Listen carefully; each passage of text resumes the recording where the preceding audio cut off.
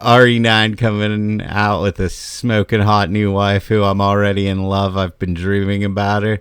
In the night, in my dreams, I'm in love with you. 'Cause you talk to me like lovers do. I feel joy, I feel pain, but it's still the same.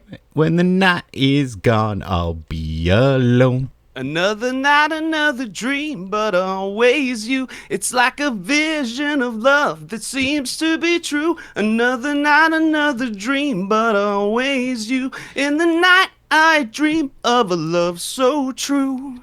Damn, what a way to start a show, especially when we've been on a long break. Real McCoy. It's been so real, dude. I need video games more than ever, dude. All right, well, let me do the intro.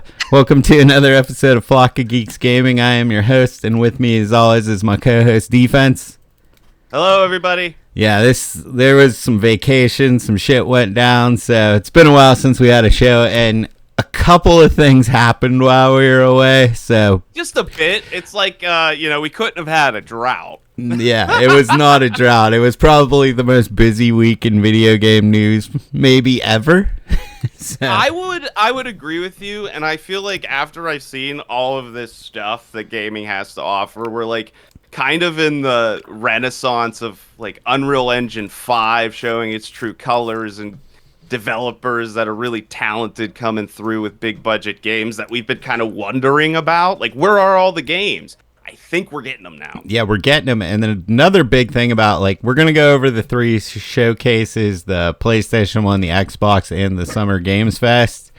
Andrew's going to talk Switch 2 at the beginning of the show, but it's mainly going to be these showcases. And I think the big thing I came away with from these showcases is live service might be dead. Like, there are no live service games on this list. Great. Yeah, great observation there, Kester, because I didn't even think about that. I was just kind of enjoying everything I was seeing. And yeah, there was none of that live service ick coming through. Yeah, so you're right. No ick from the live service. This was all like some big names, but a lot of small games as well that look really good. And those are the games that have been great lately. So this is an exciting show. And we're gonna start here because you did get a Switch too. So if you want to give us your like impressions, thoughts on it. Yeah, for sure. So I got it. My initial thoughts were, I unpackaged it. I got it going. My first annoyance was it uses a different AC adapter than the Switch One. So be careful. You can't just quite swap it out. So other than that, it's pretty slick. I would fall for that. I would try to do that. I'm so lazy, dude. Yeah. My Xbox is my vape charger. Let's go. But yeah, so there's that, and then I will say it feels better than the Switch One when you're holding it. It's a little bit heftier, but just holding it in general, it's like has that width to it where your arms aren't too, inward or outward. It's pretty nice there. The Joy-Cons are definitely improvement over the Switch One. They overall feel better. I'm hearing rumors of drift, which is fucking hilarious. Nintendo will cover your drift for free, apparently, if you have it. Bringing back the nice, classic, but, yeah. Yeah, but like, why is it happening? They were like already ready for it. Yeah. So, and then I messed with the mouse controls a little bit, just because I'm a little curious. Yeah, curious how does as a cat, that work? It works okay. We tried it. Me and my girlfriend really unboxed it and played it together. We messed around with it like on leather. We have like a leather couch versus like our pants versus, obviously a mouse pad. Everything worked pretty decent. I would say the leather was the most questionable.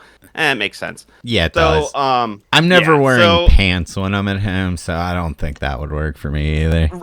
Right. So I'm thinking you might I think if you have like a mouse pad to throw on your sofa armchair, it would be really good.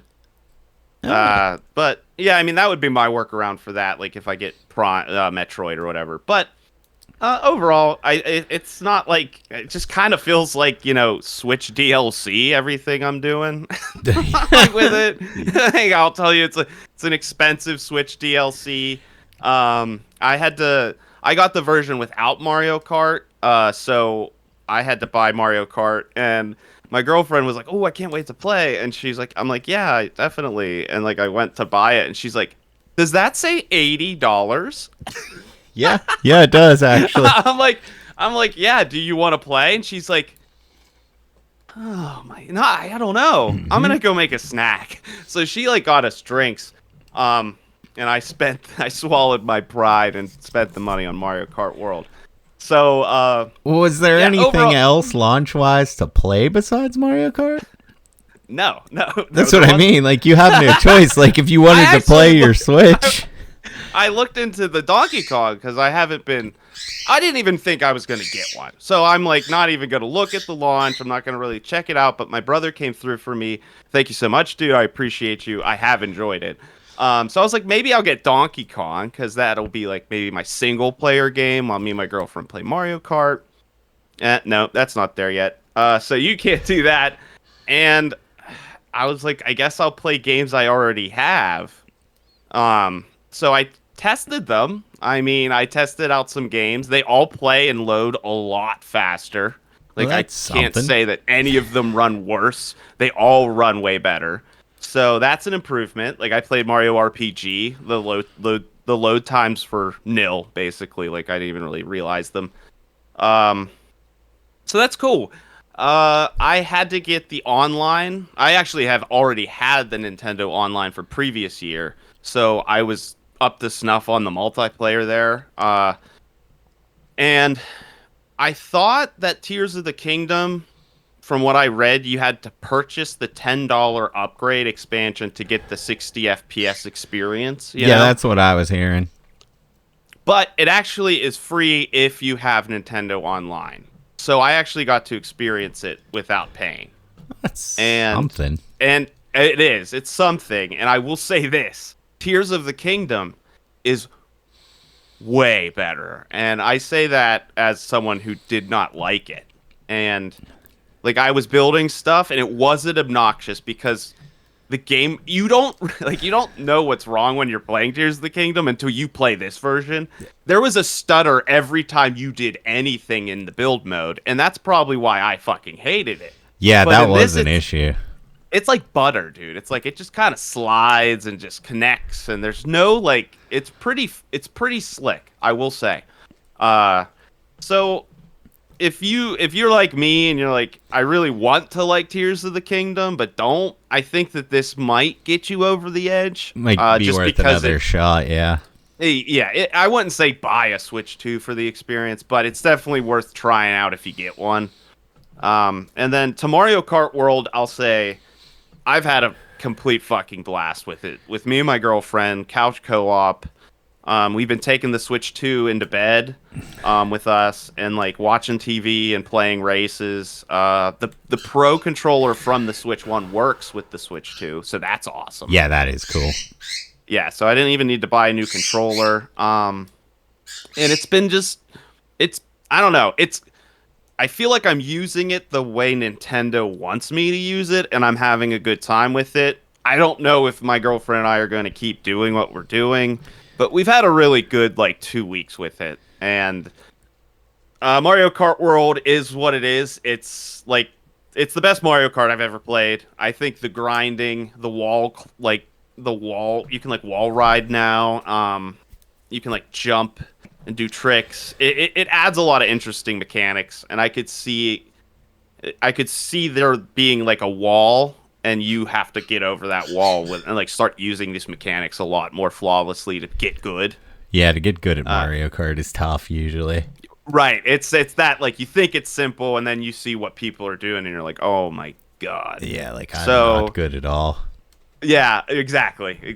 And then the new knockout tour mode is a lot of fun in my opinion. I think it's kind of like playing Mario Party inside Mario Kart is how I like to put it. I see people taking it way too fucking seriously, and it's kind of a chess match in the sense of if you want to win, you really can't ride first place. You have to, you know, go Yeah. with the pack, and you can't. You're gonna get blue shelled, but people complain about it. But it's like, it's not like it's coming out of nowhere. Like you know that that's gonna happen in the game. You shouldn't be in first. Yeah, And then you it makes either you, have to be so far in first that blue shelling doesn't matter, just like right in second. and I have a feeling I managed once to not get hit by the blue shell, like trying not to get hit by the blue shell. I don't recall how I did it, but it was some sort of like wall ride grind that I was capable of like getting right outside of it, because when you grind and jump off, you like leap very far to the either side.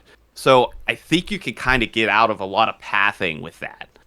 Oh, okay. And I think that there's a lot of tech people haven't figured out. Honestly, I have a feeling with if people get Switch 2s and decide to do this, and we start seeing those people come through, you're gonna start seeing some pretty crazy tech. And I don't know. I feel like this game might put a lot of foot in people's mouths.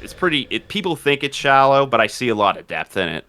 Yeah, and from what I hear, like the actual Mario Kart racing experience is as good as ever. So, like, what else are you? I mean, the other stuff, it's like, who really cares if the actual races are good? Right, and if you're a person that doesn't go online, dude, you unlock a new character like every match. You get a new cart every match. You're constantly getting cool, simple things. You're not inundated. You get one or two things each It's fun. The open world's cool. Like I mean, just I could imagine smoking some weed, drinking some beer, and just like hopping on the freeway into Just driving Peach around. Stadium. Yeah, like, and you can unlock characters and like outfits, and there's little mini games inside the world you can do that like little obstacle courses that train you how to play the game in efficient ways. It's fun. It is a lot. I'm not saying it's worth $80. I'm saying it's worth. I see why it's a full price AAA title. Yeah, if anyone's gonna do it, Nintendo at least doesn't charge you $80 and then like thousands of dollars for DLC. And it's one of the few racing games I'll say that I do crave. Like, I just kind of want to do a race or two today, And I get my wiggle.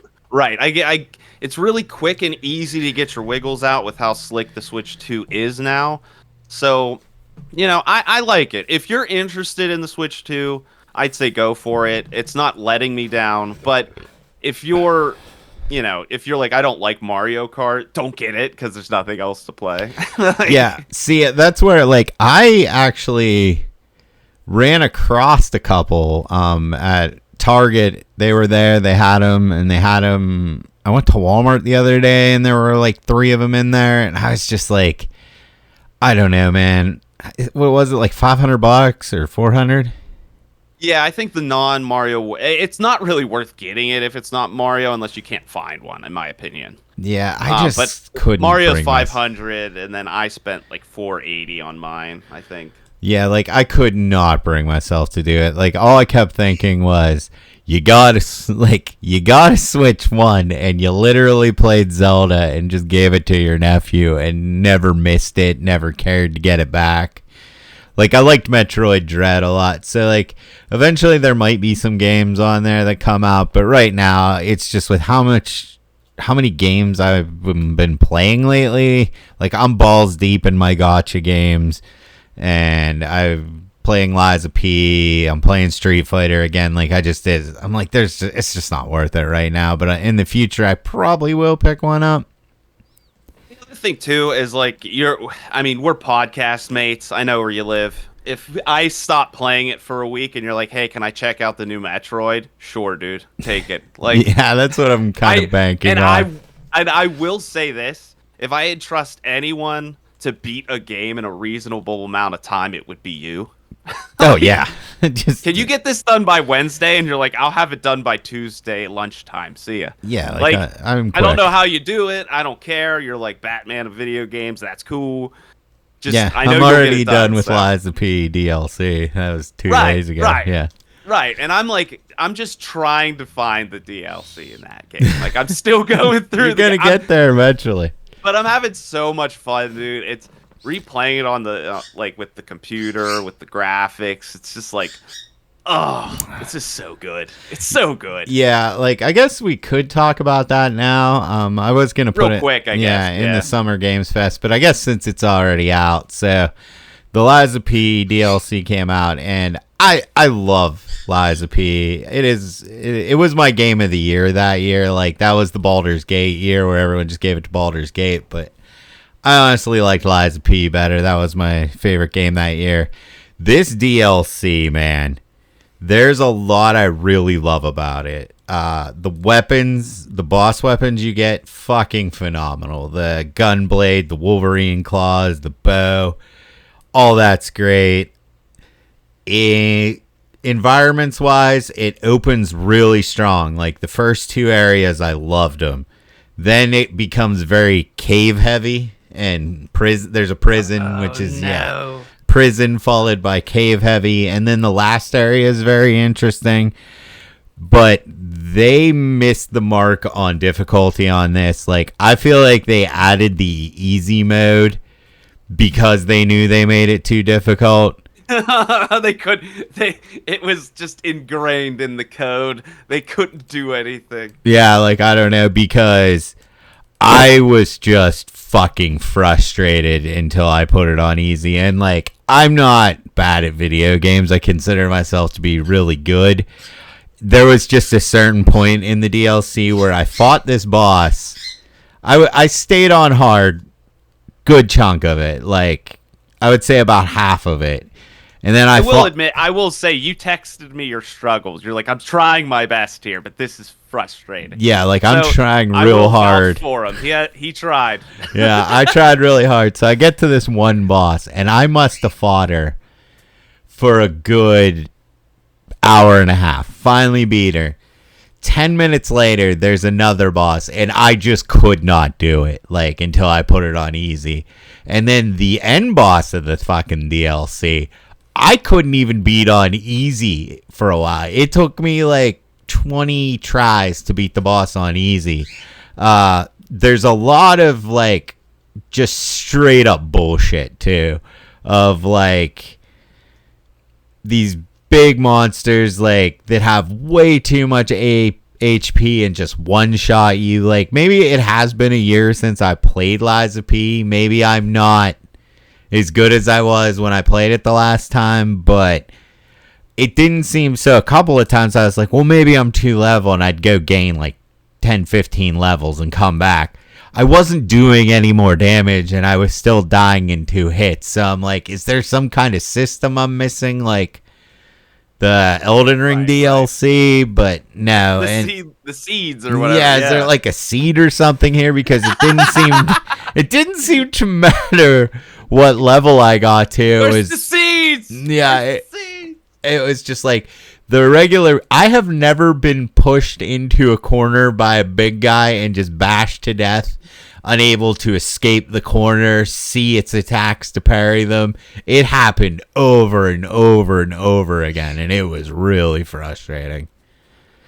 So, I would say put it on easy if you're going to play it, and it might be a lot better, but for a 10 out of 10 game, to me, the DLC was like a 7. Because it was too hard. So my question is, if you go into the DLC you told me is chapter 9, correct? Yes. So if you go through the DLC, do you come back to the main game and then beat the main game? Yeah, you can. I didn't, because I've beaten Lies of P like 3 times. I had no interest. Right. But could you new game plus with the new weapons? You could, and I think that would be a lot of fun. That's kind of where I'm going with this. I'm kind of... Because this game, after replaying it, this would be almost my 3rd time. Because I beat it like 75% the first time, then beat it, and now I'm beating it again. You know? Yeah. I think... every time I replay it, I just have more fun. I kind of discover more things. I try more new things, and I have just, I find more appreciation for the game. And I think having those weapons would make that playthrough fun again for another one. Oh, yeah. Especially the last one you get is so cool. No spoilers. Yeah, I won't spoil it. It's when you beat the DLC, you get a sword. It's so cool. The gunblade, which was shown in the trailers, that one was really cool. Like the Wolverine. Is that like Final Fantasy VIII? Yeah, it's the gun. Like with that. Yeah, it's the gunblade. It looks exactly like the Final Fantasy gunblade. fucking awesome. Also, I do want to say I really liked the story, like what it added to the story of Lies of P. Like that was French kiss, like chef's kiss. Okay, that's the other thing, because the end of Lies of P so fucking cool. It's so hyped for a new game. That I feel they know that, and the game did so well. They're like, how can we integrate a DLC? And I was kind of worried be shoe-inned. So it's good to hear that the lore even holds up. Yeah, the lore holds up real well, especially like if you know like who the legendary stalker is and who Romeo and the other guy. You know what I mean? You'll know. Uh-huh. And it's really cool to see. Like everything about like the plot, and even like I said, the first two environments in that are just absolute bangers. Like probably the two best environments in the game. So there was so much to like about the DLC. I just think they jumped the shark with the difficulty. I have never like I'm trying to think of a game where I'm like, this was too hard, and maybe the first Neo I thought was too hard. This game is too hard. It's not in a fair way. Like it just feels cheap. I gotcha. I'm curious to see, and we'll probably get to this a little bit, Kazan. I'm curious how you feel about that game, because I just kind of played that, now I'm replaying Lies of P, and I actually got more of that bullshit from Kazan. Oh, we'll find out. Interested. We're going to find out. Yeah, we are. But I'm interested to see, once I play the DLC, how I feel versus Kazan. That cheap-ass feeling. Yeah, it's that cheap-ass feeling. And yeah, first Berserker, they're releasing, you can play as a female on the 26th, so that's next week. So both of us are going back. Yeah, I'm diving. The Gooner is in now. Like, I wasn't down to play as the dude, but now that you can play as sexy Berserker, I'm going straight in as soon as that releases. I have to applaud you. I think you brought that into fruition. You're just like, this is silly. What the fuck? And then someone across the world went, I know. Holy shit, this is silly. What the fuck? I feel like I willed that into the message across the world to make female Kazan. I willed that into existence because I did say on the cast I would have played that game if it was a female Berserker. It was so fast, dude. It was like a blink of an eye. Like they got on it. They were like, we're already on it, dude. They heard me and they were like, we got to get this girl out for caster. So I'm actually excited to play that game now that it's a chick. So. Yeah, and just a quick word on it. It was funny. I was getting lunch at a local bar, and the bartender came out, was like, I don't play regular video games, I play hard games. I'm like, so you're Souls guy? He's like, I only play Souls. So he's like die hard Souls. He's like, I just platinum Kazan. It was the best Souls like I've ever played, and he's played them all apparently. And he had like, I didn't test him, but we chatted for like 25 minutes. Like he knew his shit. Yeah. And he said Kazan is just such a great, wonderful game. So I think I need to give it another go, because the female's coming, and this random bartender like came out of the woodwork to tell me about it. So, we gonna find out. That's probably next week. I think 10 days. We're gonna find out. All so right. I think we should get to these showcases. So let's go, baby. Let's go. We got to try and keep these quick. We probably won't, but we'll start with the PlayStation one. And just to be clear, these are not every game that was shown this week. We do not have that kind of time. These are the ones I think I'm personally interested. We're gonna give like maybe our hype levels, but the first one I got on the PlayStation one is Pragmata. Yeah, I just know this game because of Maximilian Dude. And I never really looked into it. I see it's like a spaceman with a little girl, and it looks fucking cool. It looks. I'm in. I'm totally in. I like that girl on your back. Like this. I think she's a robot. Okay. So she's an android. Space, so that makes sense. And from what I'm hearing is the gameplay is it's a shooter. And you have this little girl android on your back. Like, she's like a backpack, but you have to use her to hack enemy suits and then shoot after you hack them, then you can kill them. So it's like, it seems like they have to work together. It sounds interesting, but very long game of hacking suits to then shoot a guy might get old, but I really just like the looks of this one. And the thing is, yeah, and I know that this game's been in development for a very, very, very long time. I feel like they have to know that that sounds like it could be boring and, tedious. There's got to be a way around it. There's probably an upgrade. You eventually have a gun that you could just kill them. Shit like that. Yeah, or maybe after you hack them once, you just can kill them. And I think, just this like little girl android hanging off you, and she's like shooting lasers. Totes adorable. I'm down. Yeah, I'm in too. I saw a little bit. It's fun. Yeah, next one, and this one is just because it's Suda 51. Romeo is a dead man. This blew my mind. Dude, I love Suda 51. I'm that guy. I'm totally in his camp. This is No More Heroes guy, right? No More Heroes, Killer 7. I was going to say, it has to be, man. I got it immediately. I'm like, I didn't know, but I knew. Shadow of the Damned. Like, I love all of his games because they're so ridiculous. He's a ridiculous person, but they're usually really good. I still need to play No More Heroes 3. But it was like, I think it was a Switch game and I didn't have it. They put it on the PlayStation, and it's kind of my like break in case of emergency game when I have nothing else to play. I'm going to play No More Heroes 3. You'll dust it off. It's there. And they took it off fucking Game Pass, like, because I saw it on Game Pass and I was playing something. I want to say Avowed, and I'm like, that's going to be the next game I play. And then it was off Game Pass. I was so sad. Yeah, that's a shame. But I love his games, so I'm very. He makes anything, I'm gonna try it because it's gonna be insane. I tend to, if I'm by myself, I tend to keep quiet. Like, I don't really make any noises. But I was watching this YouTube trailer, and I'm like, it ended, and I'm like, okay, I'm sold. Yeah, it just I'm just in. It looks so fun. Yeah, it looks like No More Heroes shooter. So yes, right. It does. It does exactly like that. I love everything about that. Yeah. Next game, we got probably our best look at Silent Hill F. And after watching the trailer at this showcase, I am so excited. This does look like Silent Hill now. It like was giving me, what are those other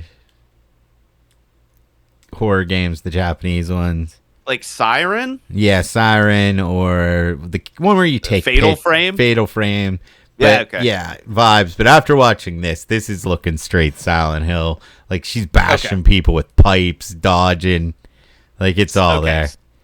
So I'm gonna be honest. I love Silent Hill 2 so much, and I watched just enough of this that like we kind of talked about it, and we're like, we're not quite sure.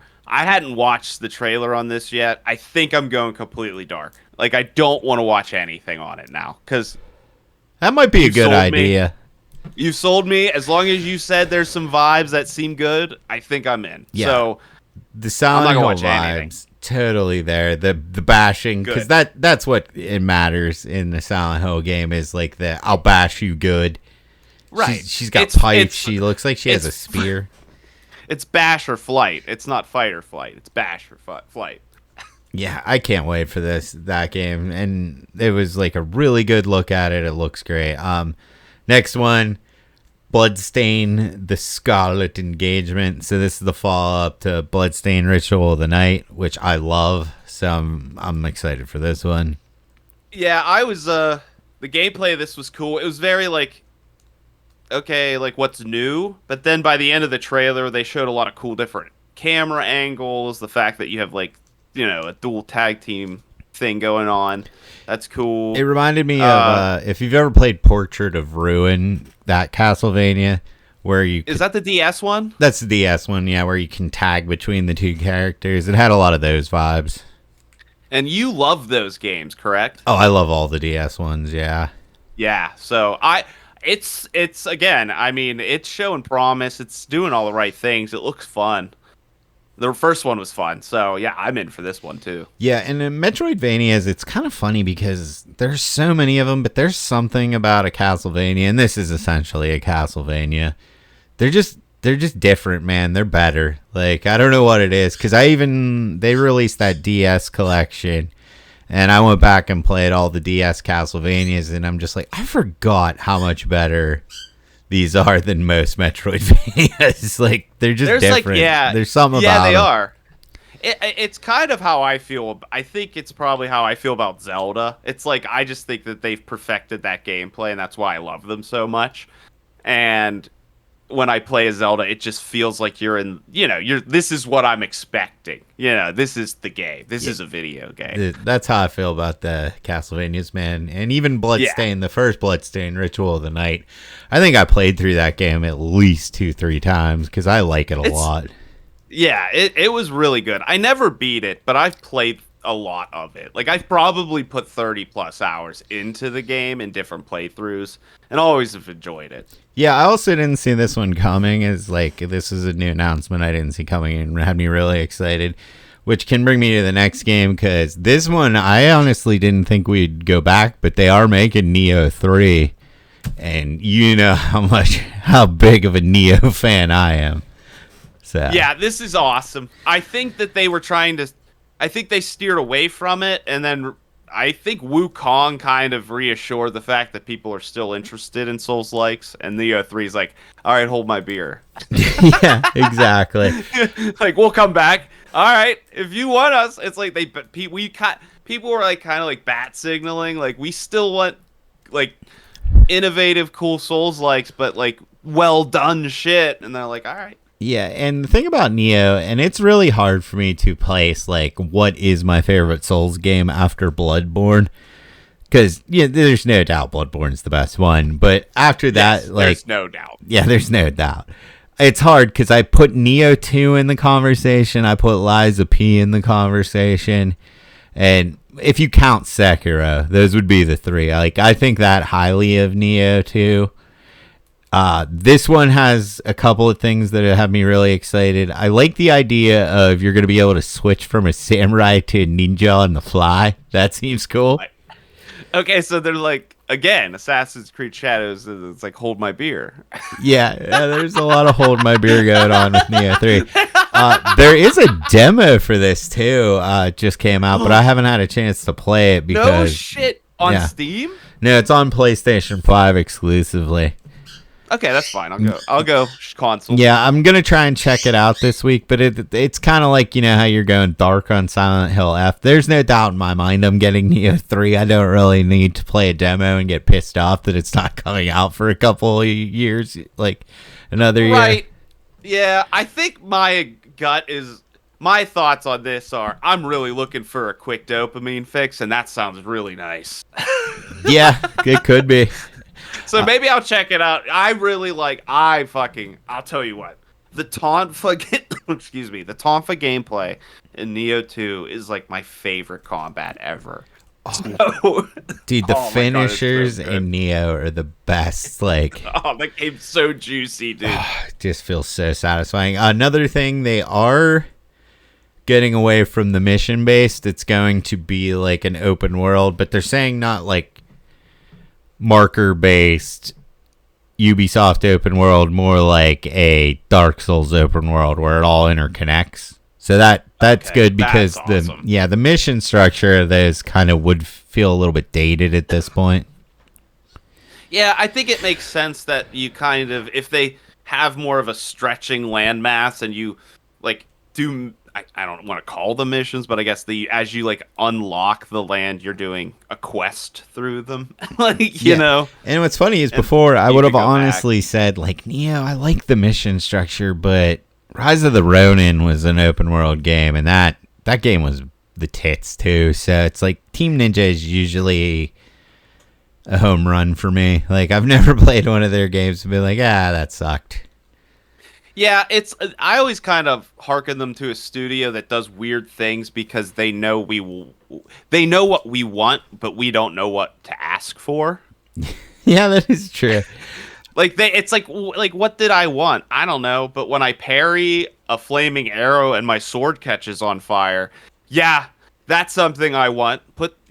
I do. I want that. They had that like brief lull where they were bad, but then like they said that Team Ninja basically said that like Dark Souls saved them as a studio because like they didn't know how to make easy games. And like when people that's fucking awesome. Yeah, when people started liking hard games like Souls and stuff, they're like, okay, we know how to do this. And then since then they came out with Neo 2, Wulong, Rise of the Ronin, all bangers.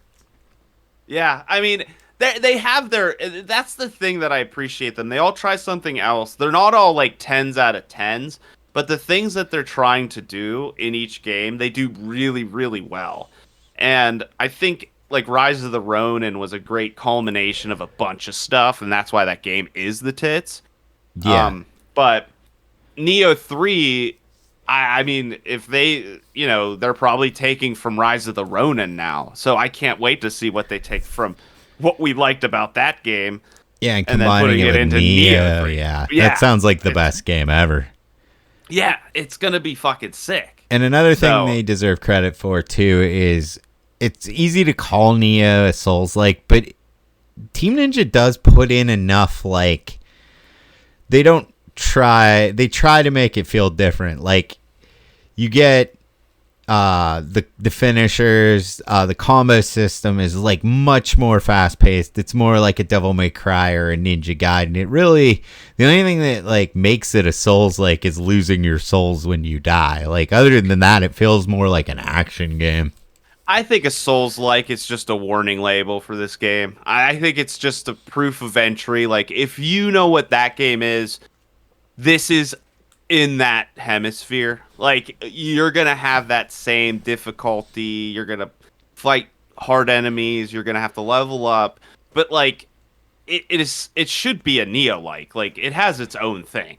It really does. Yeah, they're, like, very unique. So, big. Play Demon Souls and then play Neo 2 and tell me they're the same game. Yeah, Neo 2 is so fucking good. There was a stretch there whenever I couldn't think of what to play, I would just play Neo 2 again because you could play it as a ninja. It's like an arcade game. Yeah, dude, and there's so much variety. You could play as a ninja, you could play as a sorceress, you could play as like a samurai, you could play as like a tank with a giant sword. Like, there's just so much variety in it. Like, each time you play it, picking a different weapon, it's like a totally different experience.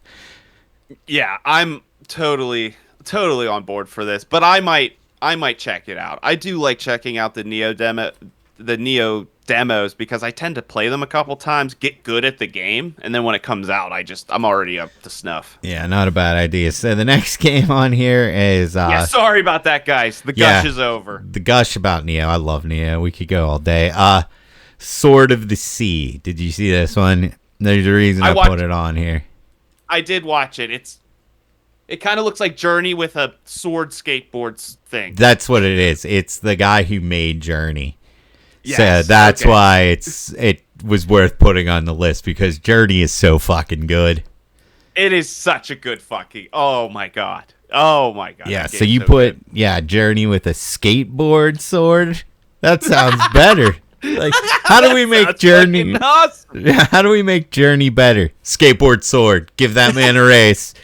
Give that man a raise and get cooking. Yeah.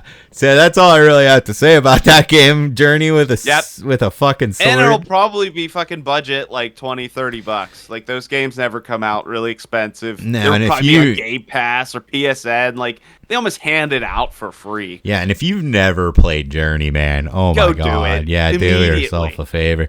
Like, that's one of the most unique fucking experiences you can have. Just how, like, you're just on this journey, but you get paired with somebody random and you never talk to that person or anything, but you work together. It's wild.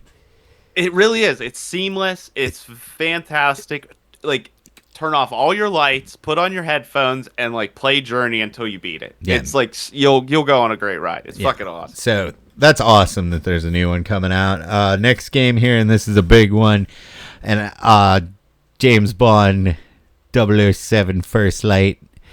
I'm not a James Bond guy or a Hitman guy, so I'm not really interested in this, but you love yourself some Hitman, so I thought maybe you'd be about this.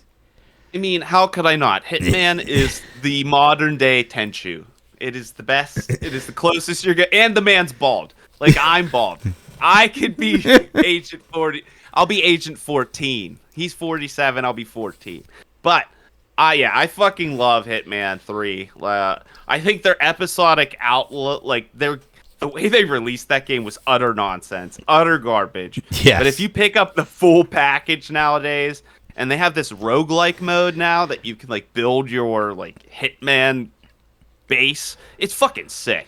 But this game's I fucking love them. So them going to 007, I think was probably that was like the dream move. Yeah, that is perfect for James Bond. So I could see why people are excited for this one. Mm-hmm. And my initial reaction to his I saw him and I was like, oh no, they're going like young, cocky James Bond, and I'm like, oh no.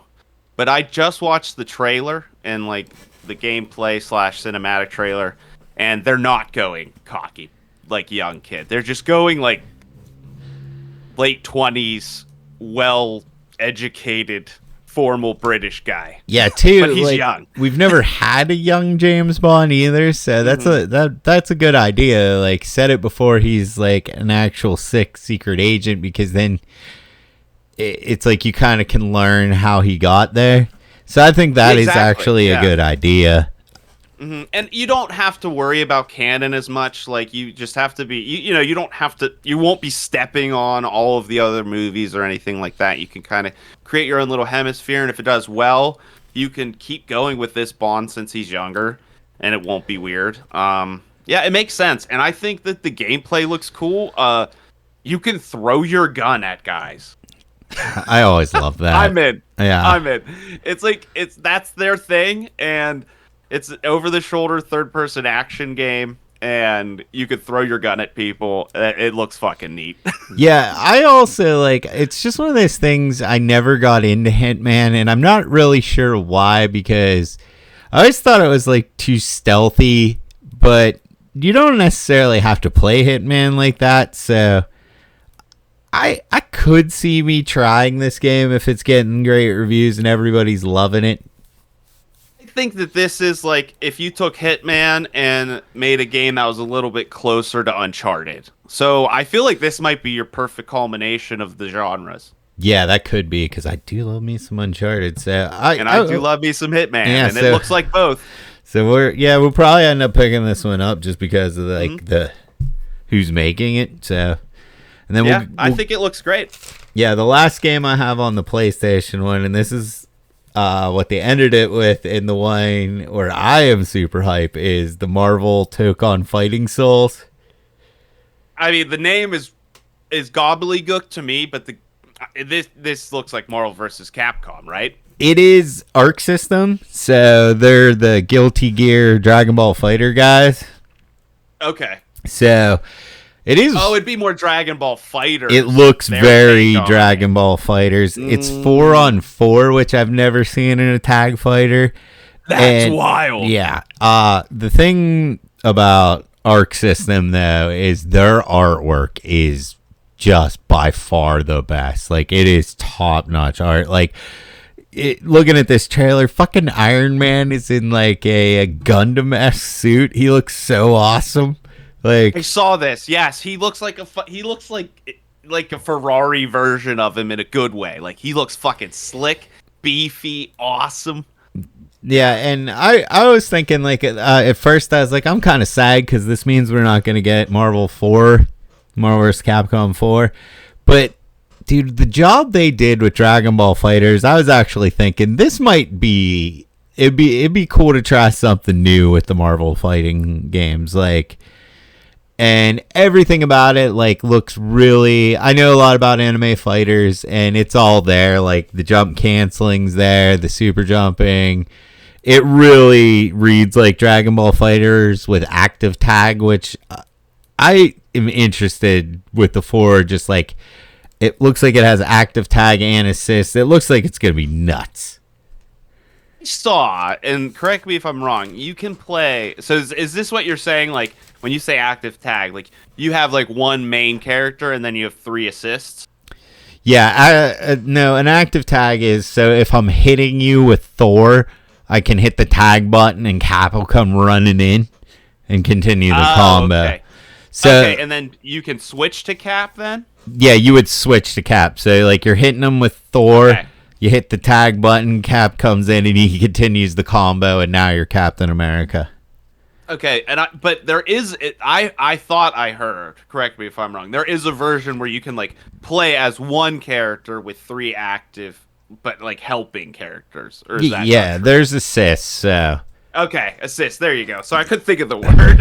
yeah, it's like hard to tell because of how little they showed. I just noticed that like the combo structure does look like it's the Dragon Ball Fighters combo structure, where mediums.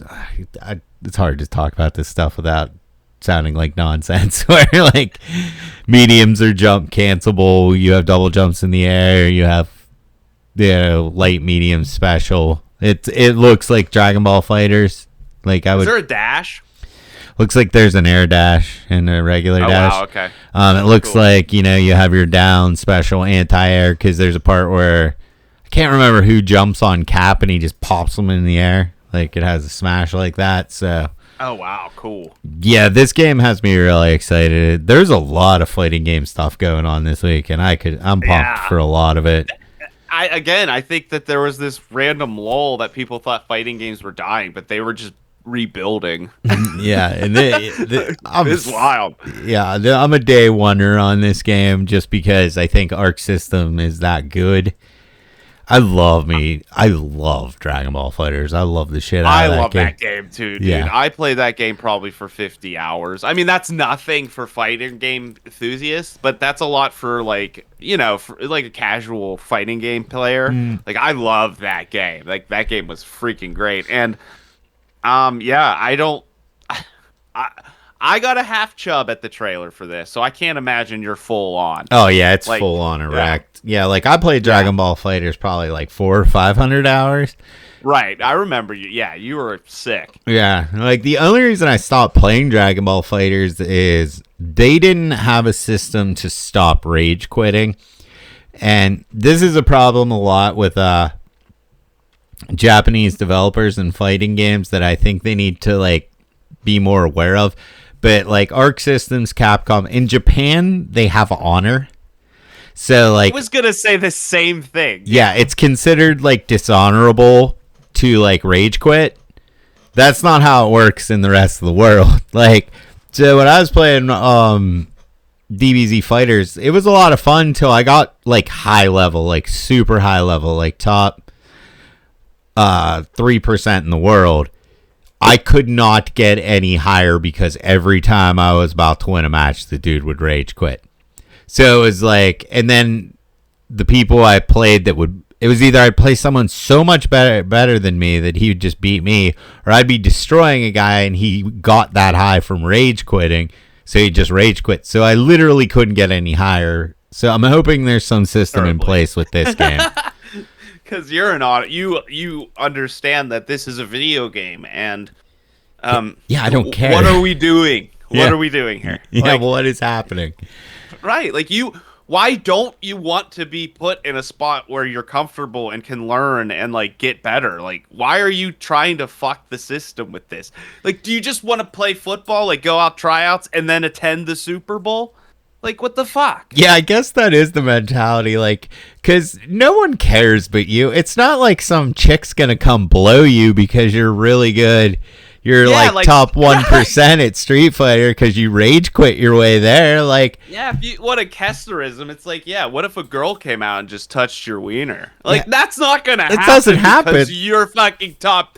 You're top 3%, Kester. Has any girl showed up and touched your wiener? No, I'm still waiting on her. She hasn't come. It's the same. I mean, I've debated on it once you told me, but that's not where I go. Yeah, okay? It's like even my friends that are into fighting games, like my Aki at one point got to, I think I was 715th best Aki player in the world, and I'd tell my friends who liked fighting games, and their response is like, "Oh, that's kind of cool." Oh, not I. I actually attended a fighting game tournament with you. Yeah. That was fucking awesome. Yeah, by the way, I did support your Aki. I loved your Aki. Yeah, we're gonna talk about that later when we talk about season 3 of Street Fighter, but that's in that. Okay. We'll get there when we get to Summer Games. So we should move on to the Xbox one. All right, close out. PSN, man, bravo. That was great. I Bravo, loved everything about that. It was fun. Yeah, what was your, real quick, game you're most excited for out of this? Oh, that's such a tough one. This one's real hard for me. Yeah. I mean, I want to say, like, off the cuff, Silent Hill F, because I have no idea anything about it, and I'm like, I just kind of want to play. I'm already wanting to play Silent Hill 2 again, so... Yeah. Yeah, I'm going Silent Hill F. That's just my gut. Yeah, I'm going Silent Hill F2, even though it's like Neo's right there, but there's like a history of Silent Hill with me, so it has to be Silent Hill. It's like the one game that would do it. Yeah, is Silent Hill. So I get that. Yeah. Okay, so let's move on to Xbox. So the first one here is Outer Worlds 2. I didn't really play the first Outer Worlds. I don't know why, and it's on Game Pass. I could play it at any time. You played it though, right? Yeah, I played about half of it. I think I got maybe a little over half. I think it's a wonderful game. At the time, I wasn't really feeling sci-fi, so it was a little bit of a struggle for me to like play it. But it's really good. I think it could be a little redundant. I think they're gonna fix that in this one. Looks funny. I'm honestly, yeah, it does. And the first one's really funny. The humor's great. But I'm kind of surprised they're actually making this game. To be honest. Yeah, I don't know. I didn't even play the first one because space stuff, man, sometimes I just have no interest in. Like, I didn't play Starfield. I didn't play this. Space RPG, just not interesting to me. Yeah, it's same. And that's where I'm at with it. But they really did make it interesting to experience. Like, the worlds were really cool. The characters were really awesome. I'd argue that the companions in that game, like a couple of them, were some of the best I've maybe close to ever used. Like, I'm like, that character's really cool. Like, they're really funny. That is cool. Yeah, there's a lot. I think it's very underrated. I'm excited that Outer Worlds 2 is being made, but I am honestly surprised. Yeah, that's my take. That's another one. I should probably try it when I get some free time, but I'm pretty balls deep in a lot of games right now, so I don't know when I'll get to it. Next, Death Stranding 2's right around the corner. Yeah, that's coming. That's got to be our next show. So, okay, go ahead, keep going. High on Life 2. Did you ever play High on Life? I did not. Did you? I did, and I really liked it. Oh wow! Okay. Yeah, it was a PSN free game 1 month, and some of the humor is, doesn't hit all the time, the humor, but it's a really fun game, actually. It almost reminded me of like a cartoony Metroid Prime. Oh, that's actually really cool. Yeah, like, it's really fun gameplay. Like, it's a solid game. It has JB Smooth. I love JB Smooth is one of the guns. Some of the humor doesn't hit, like, it's too, like, toilet humor, but a lot of it does land. If you get High on Life, if it's on Game Pass, or I got it for free on PSN. It was one of the free games of the month that I tried it. I ended up playing through the whole thing, so I will get High on Life too. I think it's worth a shot. Cool. That's good. That's cool to hear. Because of all the Dan legal Harmon issues, being the worst. Yeah, with all the legal stuff, I just anticipated this at nil. Like, I thought they were gonna wash their hands of this. So they kicked him out of the company, so he has nothing to do with it anymore, which makes the sequel a little more palatable. Yeah, and that actually makes me want to try it more. So I'm glad I know that. And I have this game as well. I got it on PSN. I just never dove into it. So maybe I will give it a shot it's maybe a rainy day or something. I'm trying to think of, like, it's just a fun shooter where it's not too serious, but it's fun, like, headshotting people. Some of the jokes are good. It has good mechanics, like the jumping around, everything about it, just solid mechanics. Did you ever play that Oddworld game where you were the, like, bounty hunter that ran Stranger? Around? Yeah. Is it kind of like that? Fucking love that game. No, it's not as good as Stranger. Okay. But, no, I would say it's more like Metroid Prime, where you're like, okay. yeah. Stranger is a way better game. I wish I could play that game. Next, Residents of Plague's Tale Legacy. Did you ever play those games? I played the first one. I really liked the first one, but it was one of those games where I'm like, I don't think this needs to go anywhere else. Yeah, I felt like I don't know. Yeah, I never played them because it looked like just sneaking around. But this one is weird because it looks like this is going to be an action game. Though the first one, interestingly enough, yeah, it was like primarily sneak. But you did have like little subtle instances of like you'd slingshot a guard in the head with like a rock. And weirdly enough, those were super satisfying. So I think I heard that Plague's Tale 2 kind of upped the action a little bit further. So I think that they got their feet wet and they might be pushing the action boundary now. And if it's the same girl, I'm assuming she's going to just be a fucking badass. No, it's not. It takes place in ancient Rome. Oh, so they're going to different... Yeah, totally. Okay. Totally that's different route. This girl looks like she can handle herself, you know what I mean? Like she's got a sword. Like she looks like she's ready to throw down. So it might be sweet, yeah. Next one I got here, and this one looks fucking sick, is Blood of the Dawnwalker. Oh my gosh, yes. Is this the Witcher guys? Yeah. This is the director of The Witcher 3 and like a bunch of CD Projekt Red vets. But we need a goddamn vampire game that's good. It's been so long. When's the last good vampire game we've had? I don't know, dude. Honestly, Vampire is really cool, but that's not like vampire. Yeah, like I want to play as a vampire. I want to hunt vampires. I'm down for a vampire game.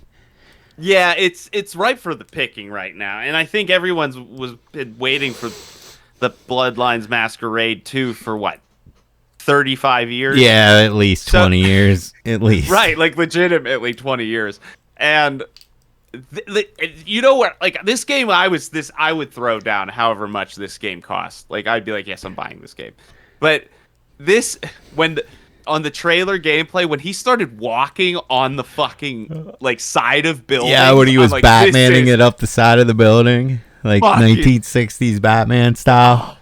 I'm like, you're telling me I'm going to play Vampire Batman? This is fucking sick. Yeah, I can't wait for this one. I just like the idea of a good fucking vampire game. I'm in. Yeah, just watch the trailer and feel it. Everybody watch it and feel it. It looks so good. Yeah. The next one, this is Cronus: The New Dawn, and this is Blooper Team's follow-up to Silent Hill 2, and it's an original IP. Looks really good. Looks real scary. I don't like the way the main character looks with his like dome helmet thing. Yeah, he looks ridiculous. His like mouth thing. That like it looks almost like an unzipped vagina. Yeah, it's just bad. Just bad design on him. Yeah, is it a man or is it a female? I don't know. You can't tell. He's got the fucking helmet on. I think it's a female though, because there's that changes things, but you know. At one point in the trailer, the character, I will say for now, walks in and says, "There's something else here." And it was a female voice, like absolutely. So, okay. And I was looking at their body movements. I'm getting female vibes. Like there's a lot of hip thrusting walking. You know how the females have the hip. Yeah, the hip thrust. So it's a thick suit. It's unattractive, but I do think it's a female. That's what I'm banking on here. Yeah, I just don't like the look of it with the helmet. But maybe you don't have the helmet on. Maybe that's like only while you're in like space. It looks very Dead Spacey. Mm-hmm. Oh yeah, you got some kind of ligament, like decapitation stuff. You can chop them off, kind of like Dead Space. Blowing limbs off and such. Mm-hmm. I think it looks really good though. I just don't like the main character. I'm actually on the other side. I actually really like everything about this. I think the main character's cool. The reason I think it's cool, I have a feeling we're gonna get Samus. Oh, I see what you're saying. That's a good idea. I think it's gonna be like a gorgeous either redhead or blonde blue-eyed girl. Okay, I hope you're right. I think I am. Because then I'm like, I love this main character. She's the best. Right. I'm just going. That's my gut. I'd put $20 on that. It's a female that's really hot. And at some point halfway through the game, you realize you're playing a really smoking hot chick. Yeah, and I'm a big survival horror guy. I'm sold on this just because of Blooper Team after Silent Hill 2. I think they deserve the benefit of the doubt. Also, this week, unrelated, they did announce in a little teaser that they are working on the Silent Hill game is Silent Hill 1. It's a remake of Silent Hill 1. Yep, I saw that. And so, do I owe you something for that? I remember we had a bet on that, but I don't remember what it is. So. Yeah, if anyone can if there's a commenter or if you want to go back, I mean, I'll gladly pay it, but I don't know what it is. I think you owe me wings, if I recall correctly, but I'm not going back to find out. Next game, I'll take you out. Sounds good. Beast of Reincarnation. It looks like a Souls-like where you play as the samurai girl who has a wolf pet. Yeah, I watched the trailer, but I need to say something about this. Did you see who makes it? Yeah, it's the Pokemon guys, right? What the fuck? Yeah, they're making a real realistic looking game. I'm kind of excited. It's like if what I say, what the fuck? It's like all their games barely run, and then they're coming out with a Stellar Blade game.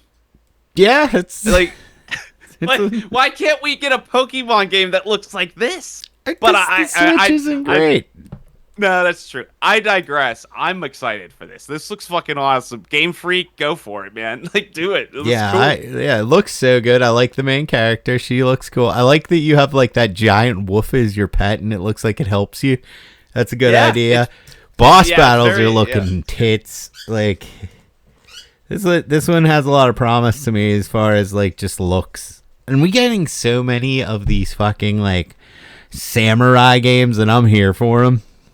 Yeah, it's everyone kind of smelled it, and everyone's like, we're all going in at the same time, and they're all coming out. They all look so fucking awesome. Like, they're all different enough and cool enough that I'm excited for all of them. Yeah, I'll play them all. Right. I'll play them all. You could just keep throwing samurai chicks at me, and I'm in it. I'm down. The next one is another fighting game, and this one's based off Invincible Versus. I saw I did see gameplay and trailer for this too. So everyone who's played this has said it's really good. Like as far as like the fighting game YouTubers I watch, it's by the people that made. I don't know if it's the same developers, but a lot of them were they worked on the Killer Instinct game for Xbox, and everyone seems to love that game. I am not the biggest Invincible fan. I watched the first season and I liked Invincible. I thought it was good. I thought the Adam Eve movie was good, but I had trouble getting through season 2 and 3 because it's just Invincible getting his ass kicked over and over again. It kind of gets old to me. I gotcha. That's kind of what it seemed like to me. I was always kind of on the cusp. I've always been people tried to push me over the edge to watch the show, and I never have. I don't know what it is about it. I'm just like, eh. Yeah, like I really liked that first season, man, but I had trouble getting through season 2, and then I started season 3, and I just find the character of Invincible like to be insufferable. And then you can't. Yeah, and I get it because it makes sense because he is only like 17, 18, and like teenagers, the people of that age are like, can be insufferable. Okay. Yeah, we're at season 3. Let's make him 30 years old. Let's move on. It's like there's just something about him. He starts to annoy me, and he just keeps getting his ass kicked. But the game, I've heard nothing but good things. It's 3-on-3. It looks like it's straight Marvel versus Capcom. So. There we go. That's kind of, I think, where I got confused with Token Fighting Souls, because I saw both of these back to back. Like, I was watching them in the shower, and I was like, oh, okay. So this is the Marvel versus Capcom game. Yeah, this is the one that's just straight up Marvel versus Capcom. So, like, part of me wants to try it, but I'm not that big of a fan of the property, and I'm not that big of a fan of the Killer Instinct games, so I am. Yeah, this is kind of a skip for me. Yeah. I'd watch people play this. I love watching people play fighting games, but I have no desire to sink any kind of time into it. And we were talking about this. Like, you have to pick what fighting game you're going to sink time into, and I think I would go the Marvel game over this one, and I'm still probably going to be playing Street Fighter, so it's just hard to Unfortunately, add I don't one. think it's even a question to pick Marvel Token Fighting Souls. Whatever, they need to come up with something for that. Dude, I like but the name Marvel Token Fighting Souls. it's fun. It's fun, but it's a mouthful. I can't reference it without looking at a fucking Post-it note. Yeah. But yeah, I don't know. I think if they come out around the same time, I like if I had to pick one, it's pretty obvious which one I'm going with. Yeah, at least for me. Definitely. So the next one I have on here is Double Fine's new game, Keeper. This one looks wonderful. This looks amazing. Yes, you're just playing as a lighthouse. Oh, it's so charming. It's like a lighthouse that falls over, gets up via like trees or something, some kind of magic, and then you have like a bird companion that gets things for you. Yeah, like just what a wild concept, and it looks so charming. I can't wait to play this one. I think it's either going to be the dumbest thing ever, or like it'll just be one of those as you're playing it, you're just gonna smile, and it's just gonna make you so happy. I kind of want to like get a whiskey on the rocks and have a weekend and play Keeper. It just seems like one of those warm games. It's going to have its like roller coaster of emotions, wonderful art, and probably awesome music. Like it just looks great. Yeah, can't wait for that one. Last one here, Clockwork. Is it Revelation? I think so, yeah. Yeah, this game shocked me how insane it looks. It's like if someone took BioShock Infinite and went just so hard. Yeah, it went fucking hard as hell. And dude, this trailer, some of the characters, I am loving the evil puppet. Oh, like, it was so funny. It was like, so I funny. want to know his name is, and it's just like pissed off puppet. And I'm like, yes, yes, like doll, I think, or whatever. Yeah, loving the tone of it. It's, I guess, going to be like, it's a role-playing game. It's not, and everyone was thinking it was going to be like a Bethesda-esque role-playing game, but this looks, like a mix of BioShock with like, the storytelling of maybe like a Borderlands, where it looks like the characters are going to be memorable. This was a shocker. This game looks amazing. This was one of the best reveal trailers I've ever seen. To be honest, it got me interested almost immediately. It's like, hey, we like BioShock Infinite. If you like it too, stay tuned. And then they're like, we're taking it to the nth degree, and we went making hard. it our own. But there's definitely like a different taste to it. Like there's just a little bit of that reference, and then it's like you get to the character creator. You're like, oh, you're actually making a character, and then they throw that character on a wanted poster around the city, I think. Yeah, they did. So you're like a wanted criminal it's like a really cool. Yeah, and then the trailer like experience. To the combat, like the guns look awesome, and then they have the like time powers where it looks like you can like restore time and speed up time almost. Like, there's a lot to love about this game. I think it might be the one out of this show. I think was probably the one I'm like, this. I want to play this game. I want to play this game now. I'm excited for this one. Yeah, I mean, even with the vampire game that looks perfect, this game is probably the one I'm most interested to play because I just want to see what's going on. Yeah, loving the characters, loving the vibe. Like I think the Dawnwalker looks awesome. There is that. I don't like Witcher, man. I don't like The Witcher, so there's that part of it for me. Right. But this is just like a BioShock game again. Oh, I can't wait. So that's my game out of those. What about you? I think for me it's either Keeper or this. I watched them back to back, and I was like on the high on both of them. Like the one's adorable and makes me so happy. Like it made me giggle. And I'm a man, like adult male. I'm like giggling. Yeah, it's gonna be one of those games. Like, you're just gonna be smiling, and you're just gonna be so charmed. But then Yeah, this I mean, game, I love Psychonauts and stuff like that. That shit's great. yeah, And, he makes good games. yeah, and then this game though looks just kind of directly up my alley. Like it's just kind of hitting all the marks, even if it's not necessarily my, like my aesthetic per se that I would pick. It's just the writing and the style, the direction. It's just I've missed shit like this. This looks like there's soul in it. This looks like a new fucking IP that has some oomph to it. Yeah, some juice, like something exciting, something new. Like a new BioShock. Maybe it's like how BioShock came out and you had that feeling? Maybe it's that. Maybe that's why we're getting that BioShock feeling. Yeah, that is true. And it's not just like the guns and the powers. It's just like that. There's like so much sense of wonder in the trailer and like right, and the story, and it's just like dude, there's already that evil puppet is already an iconic character as far as I'm concerned. Like I don't even care what he does. He's gonna steal the show of that game. Like yeah, he's awesome. And like that guy, the knob, that little scene of them in the bank, or I mean in the police station, it's like, who doesn't fucking hate you? And they just giggle over it. Like it just is so well paced, well done. I kind of feel like there's something for everyone in it, weirdly enough. It's gonna have role playing elements. It's a shooter. It looks like it has a great story. It has great characters. This could be a big one.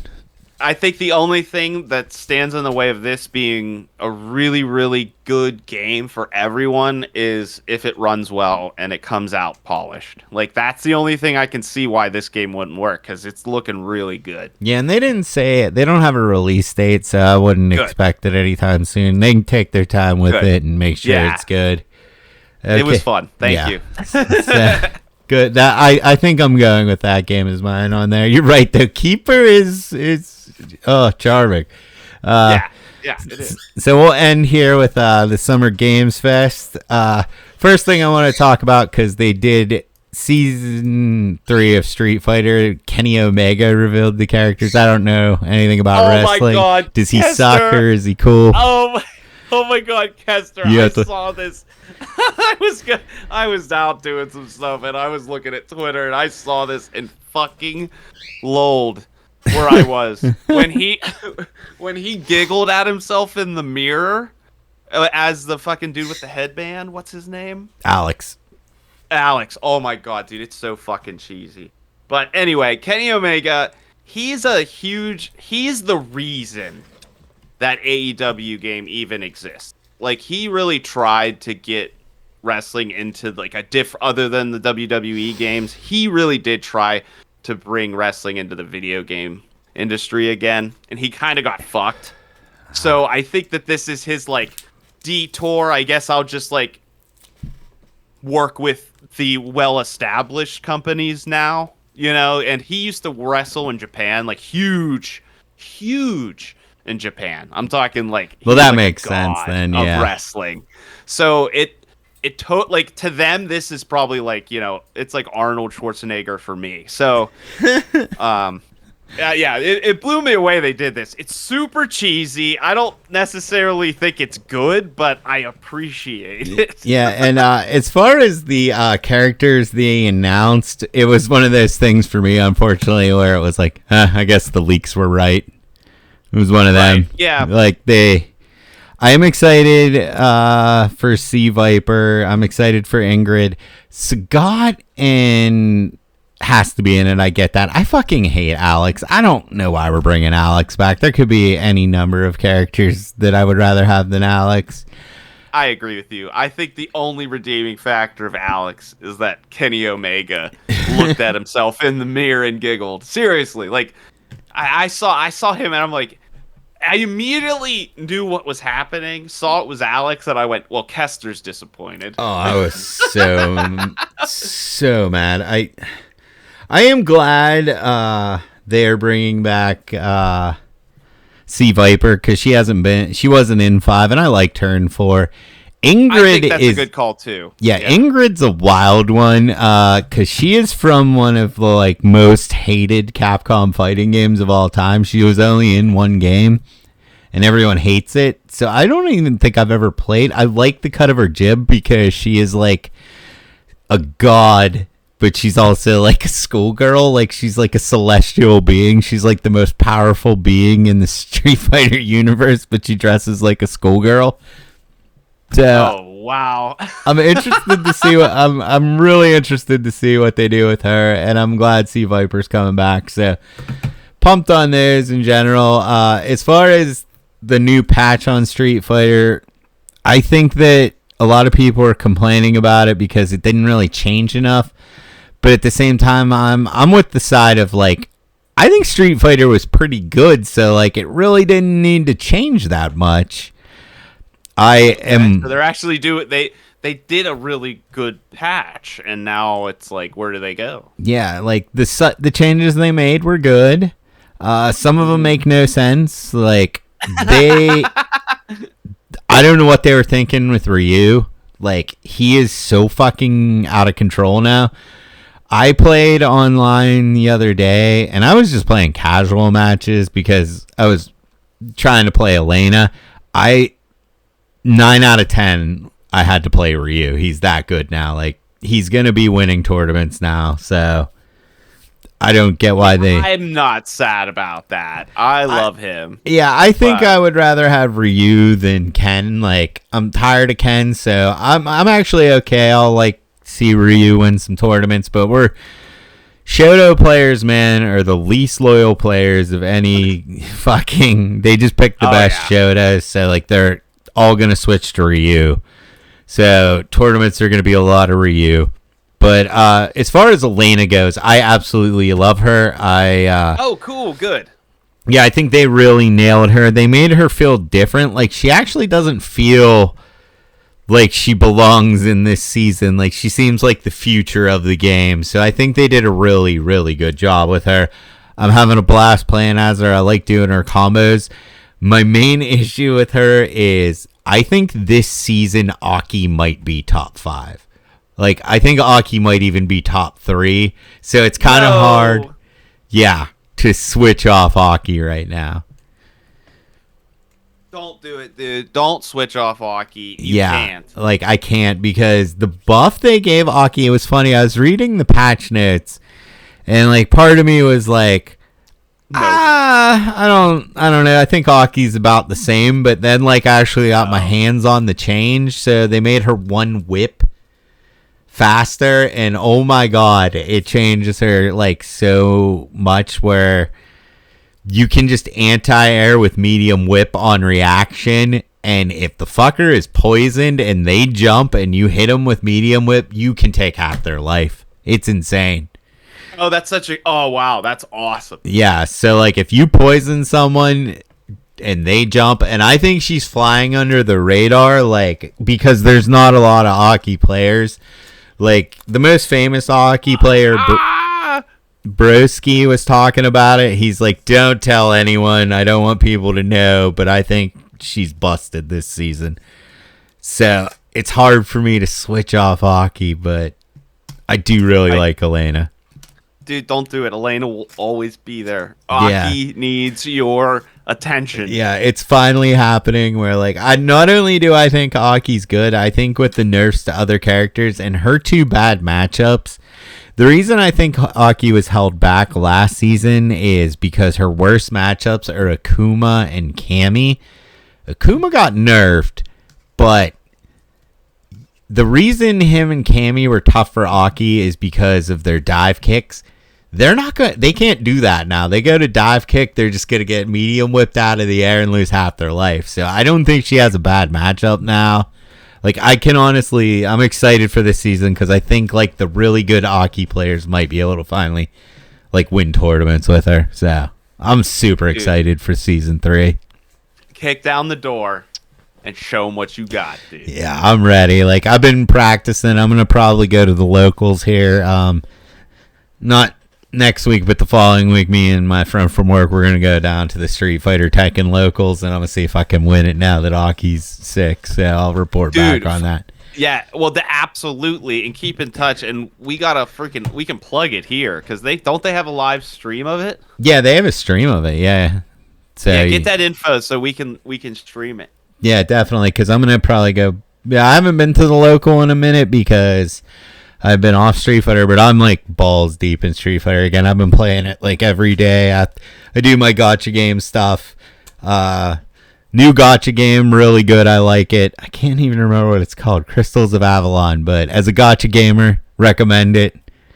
And then I've been playing my Withering Waves again, and then I just been playing Street Fighter. So I'm pumped about this season. So the first game at Summer Game Fest that I have written here is there's actually less of these, which is good. Mortal Shell 2, which is shocking. I can't believe this exists. I will just come out and say I've tried to play Mortal Shell 1 multiple times. I don't think that's a very good game. No, I've tried twice.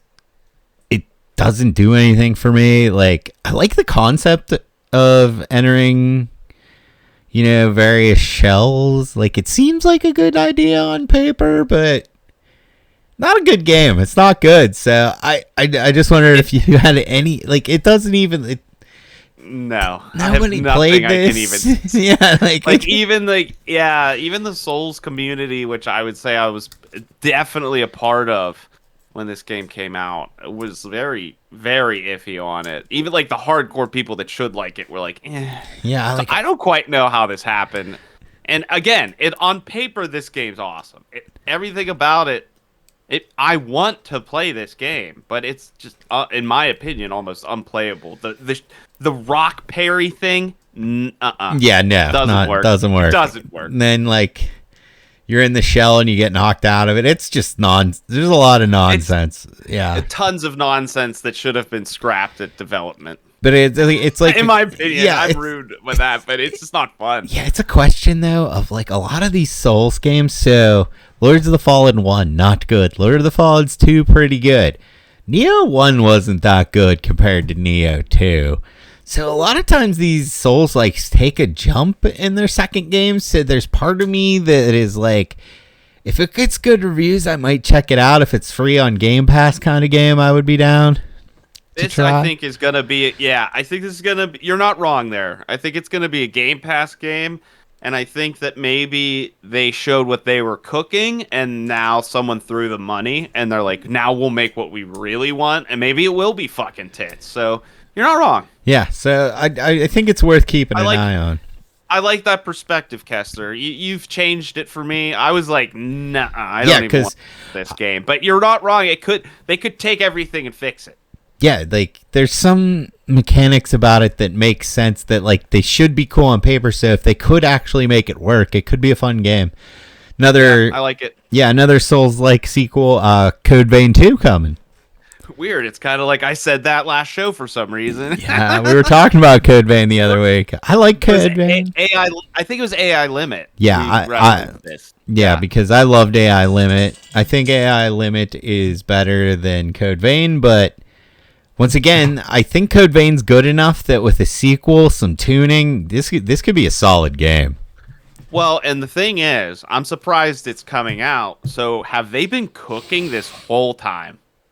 Yeah, I don't know, because I don't know what the studio is, if they worked on anything else. Well, they might have worked on something that was semblance of Code Vein. Yeah, we should look into it. But maybe they've just been cooking with mechanics and they're combining it. And this one, again, it's their second shot at Code Vein, and it could be fucking awesome. Yeah, because the first Code Vein is a gem. I think it's a solid game. It was good enough for me to beat, and lately, man, for me to beat a game anymore, it's just you're so done with these games after a while, Yeah, I totally agree there. So, I think it's a great, if you're searching for a Souls-like and it's $20, I think it's totally worth Code Vein is. It's just really hard and kind of frustrating, and I do think there's a lot of bullshit in it. Yes, there's a way too much that walk around a corner and a guy just hits me. Yeah, just a lot of they use that it's going out. We're making you dead. Yeah, we're making you dead. You're gonna walk past this corner. This guy's gonna push you off a cliff. They use that shit it's going out of style. I can't. That was the only problem I had with that game. So then next one, and this is a Apparently, the first one of these was really successful. So they're making a sequel, Atomic Heart 2. Yeah, so Atomic Heart 1 was a weird... It came out... It blew everyone away with its, like, trailer, because it looked really good, but it looked fake. Yeah, it did look fake, and it had that cool robot girl. The hot one that has no right being hot? Yeah, but she is. It turns out to be the character's, like, wife, by the way. That makes sense. But this game kind of came out of nowhere, and, like, people are like, this looks like a scummy game. This doesn't look like it will work. And... it did. It, like, actually came out, and it actually worked. It wasn't perfect from what I saw, and, like, a lot of people said it was repetitive, but it had a lot of cool stuff going for it. The one dimension that I saw as a gamer, and I think you'd appreciate this. So, like, say you walk into an office room, and, like, in this game, you can, like, pull out all of the filing cabinets, and it always has loot in it, and you have to go through everything. You know how annoying that will be? Oh, that sucks. It has a mechanic that you have a vacuum on your wrist, and you just suck up everything in the room. Yeah, I would appreciate that. I like that idea. Yeah, there's, like, no bullshit looting in it, and I saw that, and I'm like, that alone makes me want to play this. But I think it was short. I think it just got repetitive. I think that it was kind of, the performance was iffy. But again, like we're saying, it showed what it could do, and it did it pretty well. And the DLCs went completely in a trippy mushroom. Like, you started playing in, like, Candyland and shit. Oh, that's cool. So I feel like it kind of did. It definitely didn't take itself too seriously. And once I saw that, I kind of wanted to give it a shot. I'm not surprised, but I kind of am. Yeah. I think this one will be good, honestly. I think it could be good because I've heard the elements that were bad about it, like whenever I watch reviews where the story's not good and the environment, open world design wasn't very good. So if they could nail that down, it might be something. It was just a game that I never tried because I never, like, got it for free or saw it on sale, and the reviews weren't good enough for me to, like, buy it, you know? It just... yeah, it was like a 6, 7 out of 10. It's like, what is it going to give me? And I don't know if the first one really does, other than hot robots. Yeah. Like, that might be worth it. Yeah, dude, we love ourselves some hot robots. So. Anything. Oh, yeah. Still Rising, that puppet. Oh, she'd get it. Man. Dude, we both love that game so much, and we were just texting. We're like, I like, do you want to bang your puppet? Because I'm like, I think I said, no, I said you. I was like, is it weird that I want to have sex with this puppet? And I think you sent back, I think if you didn't, I would think you were gay. Right, that's what I said. I remember we were, like, both simultaneously playing it. Yeah, just so. Oh, that was fun. Oh, fun times. And then the same company, they're actually making a horror game called Ill, and this game looks awesome. Oh my gosh, I didn't see this on the list. It's not on the list. I've seen this, yeah. Talk about it a little bit. Yeah, it looks like a body horror game with, like, zombies and, like, this goo. It's hard. Like, at first I thought this was like a Resident Evil clone. It just looks like really gross. Like, I don't know if I'm gonna have the stomach for this one. Ooh, I'm intrigued for that. Yeah, but it's just like a first-person shooter. The trailer did look terrifying. It had, like, this like one awesome shot of this, like, giant monster running at you, and then it, like, cuts and it's like a baby, and they just kick it. It's really funny. Yeah, which I really appreciated. But it's just... You said this is the Atomic Heart developer. Yeah, they're making this game. So with the money they made from the first Atomic Heart, they're making this game called Ill. Yeah, Atomic Heart 2, and then an MMO Atomic Heart. What? Yeah, that's what I've heard. Are these people robots themselves? Yeah, I guess, dude, the first Atomic Heart sold like 10 million copies. They made a lot of money off that game. Well, good for them. It's cool to see them actually putting it back into the business. Yeah, and Ill is like, they got a bunch of, like, horror movie writers and stuff to work on it. You'll have to watch the trailer, but it looks insane. Like, batshit crazy. Yeah. and I think that's the humor Atomic Heart didn't portray well in its reveal. And that's like what actually people really like about it. Like the humor's probably really good. And that's the thing about Ill. It's like you can't tell if it's supposed to be scary, if it's supposed to be funny, but it looks like crazy, like body horror of like. There's this like one creature that just looked like a puddle of like human zombies coming at you, like. Oh, this sounds awesome. I'm gonna check it out. Yeah, it looks awesome. It's a first-person shooter, and it looks very fucking disturbing. And I'm squeamish. Like usually, video games don't get me though. It's like Mortal Kombat does. So it depends on how realistic the violence is. So sure. We'll see if I can get through this one. Okay. We got another look. Fun. At Onimusha, like a really good, 2-minute trailer, and this is looking fucking sick. This is another one. I saw what I saw. I liked what I saw, and I don't think I'm gonna check out anything else. Yeah, I think this trailer was the last thing I'm gonna watch. And you liked it then? Oh my god, it gives you a good sense. It looks like you're somehow manipulating the world and changing it. I can't tell if it's like you're in a demon world or the real world. The fucking animations on the combat, and it kind of looks like it's somewhere between a Dark Souls and like an action game. Like it's real weird, but the monster designs look good. This game looks fucking sick. I think this is gonna be a home run. Fuck yeah! Is it just called Onimusha? Way of the Sword. Okay. And I wasn't sure what the subtitle was.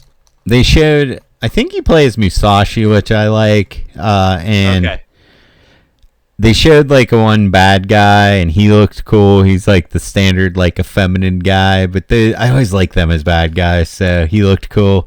They showed one like boss demon, and really amazing, dude. Some of the animations, like there's a part where he just like tackles a demon and throws him over his shoulder and stabs him. Like this looks like. That's awesome. Be the best animated combat I've ever seen in a video game. So, and I think we talked about that. It's like I would rather have that in an amazing 8-hour stint and replay it than it be like it overstay its welcome. Yeah, and I think Onimusha, the first game was like that. Like it was short, sweet, fun as hell, and you could replay it over and over. And I'm hoping it sounds like they're hitting all of the Onimusha boxes. Yeah, it looks so good. And the next one, and this one looks great. Felt that boxing. Did you see this? Yeah.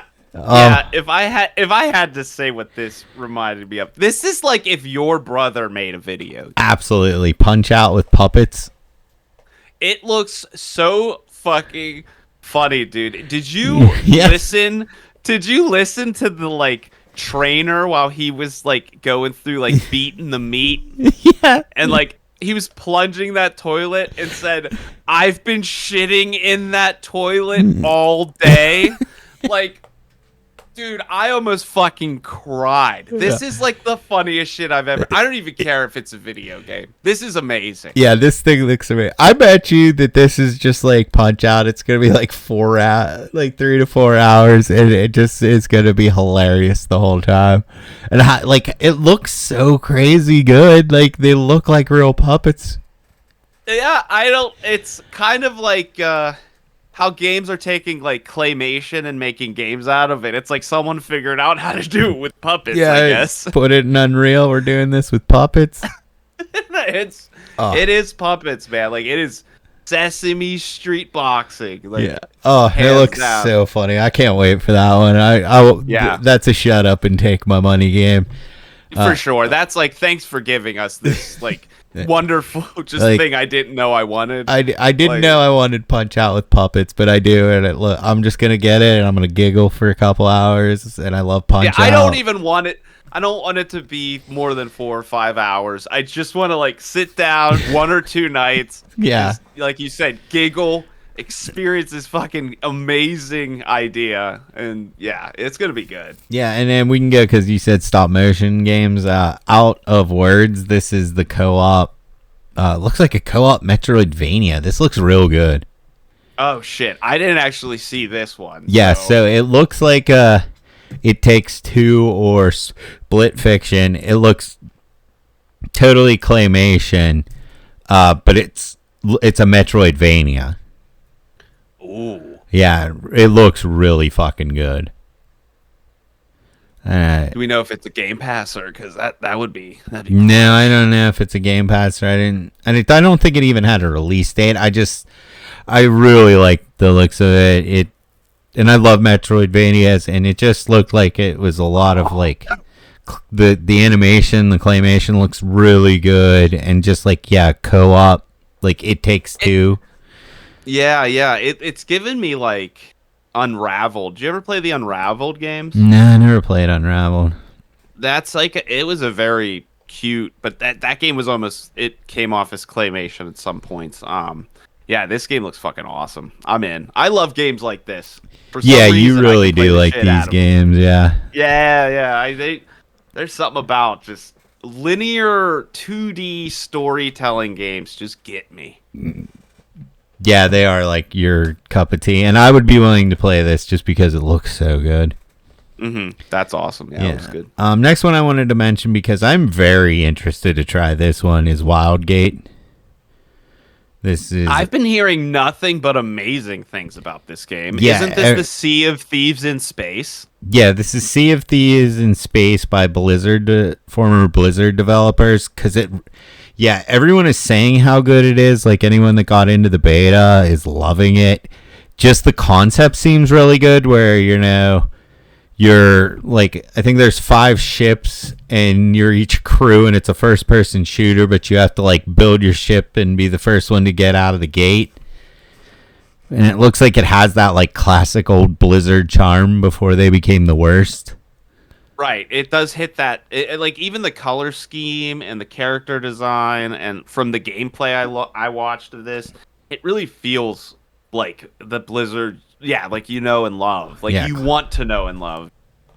And I saw that there's a bunch of different classes and they all look really unique, but they don't like, none of the characters are specific. Like you need to do a bunch of different stuff with them, like have to. But some of them are better by like staying on board and cleaning up and making sure maintaining the ship. Yeah, and then the other one like can break doors, so you'd want to like go onto the ship with him. And it looks it looks like you're trying to like blow up the other ships, but it's like not really like blowing up the ships. You have to get the item and get out, be the first ship. But so like say if you get, I can't remember what you're getting, but if you have like, we'll just say flag, like if you have the flag, like that enemy ship has it, then like everyone can like start storming that ship. It just seems insane. And it almost is like, it's going to be, every time you play this game, I feel like it's going to be a new kind of story adventure, like something crazy will happen. Yeah, we get a bunch of people together to play this. I think we will have a blast with this one. I'll tell you what, I think Mr. Movies would absolutely play this game. And I know I would. I don't know how many people you need on a crew, but we might be able to set this up quick. Yeah, we get a crew going. I would be really down to try this. I'm sure Shepard would play. Yeah, for sure. Yeah, we could do that. Is it out yet, or what's the deal? I don't know the deal on it. I just saw the trailer at Games Fest. I think it did have a release date. I'd have to Google it, but I'm not I will Google it. Let's continue on. Yeah, so the next game I have is... This one looks really cool. Is Stranger Than Heaven. I didn't check this one out either. So you didn't see this one? Okay, this looks like it's almost. You remember that game Sifu, the Kung Fu game? Yes, I fucking love Sifu, dude. Yeah, Low-key love Sifu. Yeah, you watch this trailer because that's what it looks like. It looks like a 3D brawler, but like the graphics are fucking insane. Like it almost has like a Blade Runner vibe in 1939. Like, oh my god! But this guy looks is he Japanese? Yeah, I think so. Yeah, he has like a fedora and he's smoking. He does? Yeah, he looks awesome. We bringing cigarettes back into gaming, boys. Yeah, man, let's bring smoking back. Fedoras. And it just looks like, like I love Sifu. Like I think this looks awesome. I can't remember who's making it, but what a this trailer got me really pumped to play this game. He's like bashing people. There's like the quick time events of show of mercy or no mercy. No mercy. No, yeah, he's like throwing people over banisters. There's like this huge dude that just comes up and slams them. I don't even know what the game's about, but I'm in. I'm sold. Kester. Huh. It's the people that make Yakuza. Oh, even better. There you go. This is a day one purchase, dude. Like, this is gonna be fucking awesome. Yeah, it looks so fucking good. And I didn't even, I guess they've been working on it for a long time. Like, they changed, it was called something else before it was called Stranger Than Heaven. And the last time it was shown in a different time period. So the theory is that you're like a time traveling detective. Oh my god, dude. Yeah, have you ever even played Yakuza at all? I've played them. It's been a while since I played a Yakuza though. Like, I want to say Yakuza 0 is so good, and like what you just said, and like with the writing of that game, like this sounds like such a good video game, dude. Yeah, and it looks so cool. This looks kind of perfect. Yeah, like I'm definitely getting this one when it comes out. So Wildgate, just to come back real quick, it's coming out July 22nd. So we can play this summer. Yeah, at some point, midsummer. Next month we can probably play that. So, all right, this is the last game. This is the big one. And I have to give it to Capcom because they did troll everyone pretty well. Where I don't know if you were watching this live, but I was. I was not. Yeah, please just Yeah, so we were guide us through. Yeah, we're at Man Camp, and I was just watching this, and the developer comes out and he's like, "We're working on the new Resident Evil game, and we'll show you something soon." And then there was no trailer, and it was like the biggest blue balls I've ever had in my entire life. And I once had a woman pull down my pants and say it was too big, and then she walked away. So that's how bad the blue balls were on this one. And then like 20 minutes later, they actually showed the Resident Evil 9 trailer. Oh, you fuckers. Yeah, so it was expertly trolled, the biggest blue balls I ever had, and then I just shot it everywhere. And I am fucking so excited for this. First of all, Grace Ashford is the daughter of a girl from Outbreak, which is a deep cut. I love that. I said they should remake Outbreak, so yeah. So the deep cut. I don't. That's awesome. Yeah, I love that. That's I love it. Sweet. I remember playing Outbreak. I remember she was the reporter in it, but God, that was so many years ago. I am so on board for Grace. I've moved on. Claire and Jill, they were my favorite, but this girl, I love her look so much. Her hair is great. All the official artwork they released of her, she looks so cool. It seems like she's going to be more realistic of a person than St. Jill or Claire. She looks like a real girl, like attractive. Yeah. Don't get me wrong, but she doesn't look like a perfect person like Jill Valentine. Yeah, so it's going to like be when you're in a scary situation, a little bit more believable that this girl might actually be afraid. Yes, I did see her, like the scenes of her. Was she like hanging upside down or tied down or something? Yeah, she was hanging upside down. It looks like she was captured. From the trailer, it looks like she is sent to investigate a serial killer, and I'm guessing he got her at that point, but I don't know. That's just speculation on my part. Oh, that's nice. That sounds cool. Yeah, because it's like in the beginning they're talking about how like there's been all these murders and she's going to go investigate them. Like there's that part where he puts the plastic bag over that guy's head and he's choking him. I'm assuming she's chasing this guy and it's the guy that killed her mom. And he might even be like, there's that guy in the chair. That could be him or that could be like someone else. There were a lot of rumors when this came out that, and I saw it everywhere, that Grace wasn't the main character. They just showed her and she's playable. That Leon is the main character, but that's not that's not true. Not the case. No, Grace is going to be the main character. I'm so on board for Grace. Yeah, there's from what you like, just from our talk and stuff, and with the name's Requiem, right? Yeah, Resident Evil 9. Resident Evil 9 Requiem. Yeah, it's hard to say, but I like the name.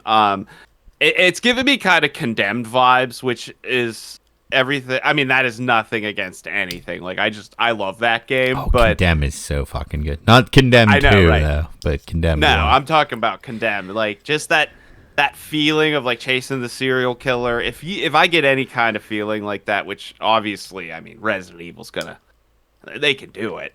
It's just everything's lining up for this. This looks fucking awesome. Yeah, everything is lining up. I like everything I wanted to see happen in a Resident Evil trailer happened in this. Like, it looks terrifying.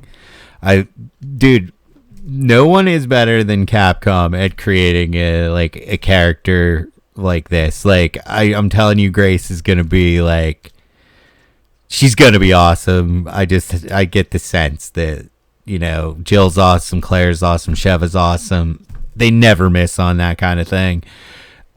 Going back, I completely agree. Yeah, going back to Raccoon City at some point, and this, it could be like that's the open world thing, but I think just every leak on this game was wrong. Yeah, I mean, this isn't Capcom's first rodeo.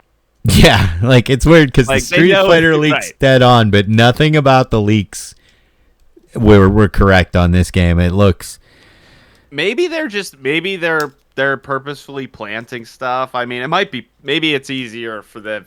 It might be easier to hold this in than something like Street Fighter that's constantly patched and all that shit. You know. Yeah, it's easier to hide this. Dude, there's so much I like about this trailer. I could just like the shots of Raccoon City when it like shows, like, you can even tell when watching this with the crowd, man, as soon like, because you don't know what it is until they show the exploded Raccoon City. Because I remember I was watching it at Man Camp and I was like, I don't know what this game is, but it's looking pretty interesting. And the second they showed like the police station destroyed, I was like, oh my god, those fuckers. Sons of bitches, yeah. I just came. Yeah, they tricked me, and man, yeah, going back to Raccoon City, I'm interested to see what's going on there. Are we going to have, like, mutants? Are we actually playing, like, are there still zombies there? What's going on in Raccoon City these days? Like, what's going on in Raccoon? Are the raccoons finally out because there's no people? Who knows? Who knows? Yeah, who knows? This... I am and it's closer than you'd think. It's like February of next year. I am so fucking excited, dude. Like, I love it. Oh, that's wonderful. Yeah, because it's like wintertime. Those, like, for us now, and like wintertime Resident Evil games slap, dude. Yeah, February is the perfect month for Resident Evil, and Summer love. Yeah, a lot of people at the Summer Games Fest did actually get a chance to play the demo, and they said it's fucking terrifying. Like, it picks off right where she is hanging upside down. Like, she gets out of that, and she's like exploring a mental institution of some kind or a hospital, and it's supposedly terrifying. Oh, that's crazy. That's awesome. Yeah. So big thing too is toggle first person, third person. Shit, yeah. Yeah. So that's what Resident Evil 8 was. That's what that was. Yeah, pretty much. That like update patch where you can randomly play in third person. They were probably just like implementing it into 9. Yeah, probably. And it makes sense too because like let's say Leon's in this game. Like, when you're playing as Grace, it might be cool to be in first person because, you know, she's like a normal person. Leon's not a normal person. I want to see him spin kick a motherfucker or suplex a zombie. Like, I want to see that. If I have to play the dude, I want to see the curb stomp. I want to see the muscles. Yeah, I want to see the punches to the faces, the suplexes. But then you could have, when you're playing as Grace, it be more like, you know, 7 or 8. So there's like a lot scary, more intense situation because you're not playing a fucking god. Yeah, like it could be something just like as cool as, like, you know, when you're playing as her, it's like you're chasing the serial killer and it's like a real dark, like just some of the stuff of the trailer, like that dude coming out of the ceiling, that thing looked freaky as fuck. And then, you switch to Leon, and then he's third person spin kicking fucking zombies in the face. That sounds like the perfect game to me. Dude, she's up top exploring Raccoon City and like what the fuck happened, and Leon's underground just curb stomping bitches in the fucking science labs. He's just bashing tyrants and shit. Yeah, and I just like, dude, it'd be cool to see Leon go back to Raccoon City, and everyone's saying he's in it, and Capcom's not said anything, so he's in it, dude. If Chris Redfield is in 8 as a side cameo character, Leon is going to be Chris in this game. Yeah, and that would be cool. And even having him go back to Raccoon City is a good idea. If he died in Raccoon City too, that would be like full circle justice kind of thing. Yeah, it really would. I'm sure he's probably going to show up with a special unit, and he'll like Stars unit or whatever. And then you won't really play as him, but he'll show up like Chris does and like be a badass and like help you. And then they'll come out with fucking Leon Kennedy DLC after, and you'll play as him. That's when we're going to get the curb stomping. Yeah, so 10 out of 10 on this trailer, man. Even like the way they ended it and revealed that it was Resident Evil 9 is just that like zombies like screaming. That's perfect, dude. Yeah. It's like when you think you don't know what they're going to do, they come back around and you love it again. Like, they're nailing it. Yeah, and dude, Resident Evil, I think at this point is my favorite series of all time. I used to say it was Final Fantasy, but like, been bitten by the Final Fantasy thing a lot. Yeah, honestly, it's like, it's good, but it hasn't been great in my opinion since like 10. Yeah, since 10. Like, I think Resident Evil, I even like 6. I don't think Resident Evil has a miss, and I could not be more excited. What they fucking nailed it, and I see a lot of like discourse of like, they should have brought like, you should have played as Chris or Leon, but like, Grace looks so fucking cool, and just like every character they've introduced in this series minus Ethan is so fucking awesome. So like, you're gonna tell me that Grace isn't gonna be fucking cool? Oh, she's gonna. Ethan was. We say Ethan sucked, but he did. But Capcom wanted him to. Like that was the point of him. Right. They did him exactly the way they wanted him to, and like him or hate him. Like, that's what they did. It's not that they swung and missed. They nailed what they wanted. Generic dad guy. They nailed it. Yeah, that's what they wanted, and it was perfect. Right, and they're going to do that with this. Like, there's no question. Oh my god, I love her look. Like the blonde Karen thing she's got going on. Yeah, it's like it's a takeoff of Jill from Resident Evil 3, the remake. But it's like, now it's like a white bleach blonde. It's yeah. And it almost looks like the girl from Silent Hill 3 in a different light. Yeah, a little bit. She does. I love the look. I like that she's like going to be basically like a detective, like she's a crime analyst. Like, there's so much like cool stuff they're going to be playing. Yeah, we're so used to like we played basically like superheroes for how long, and then we played Dad, and now we're playing like journalist. Yeah, and dude, even her like official art, like they released it, like she's got a cool leather jacket. Like, I just feel like she's gonna be cool. Like, I'm excited because, like I said, Resident Evil has my favorite characters, probably of all time. Definitely males, but I love Jill and Claire a lot. Like, I am excited for them to bring in a new girl. I think great idea. I just think every direction they're taking with this off of one trailer, Capcom fucking nailing it again. Yeah, just fucking nailing it again. So, I'm in. Yeah, I'll I throw down couldn't. however much we need to. Yeah, I could not be more excited. So like all these games that were announced, they're just like there's so much good on here. For me, Resident Evil just overshadows it by a lot. Yeah, I think that this is it, man. This is what we've been kind of wanting and waiting for. Thank you, Thank you, thank you, Capcom. Yeah, like there's so many great games we talked about, like in the past hour that I am so pumped for. Silent Hill F, Neo 3, the Marvel fighting game, Clockwork Revolution. There's so many awesome games we just talked about. Felt that boxing ill. Resident Evil 9 just blew up out of the water with this trailer. It was that awesome for me. It's the game of the show. Yeah, it was the game of all three of these shows.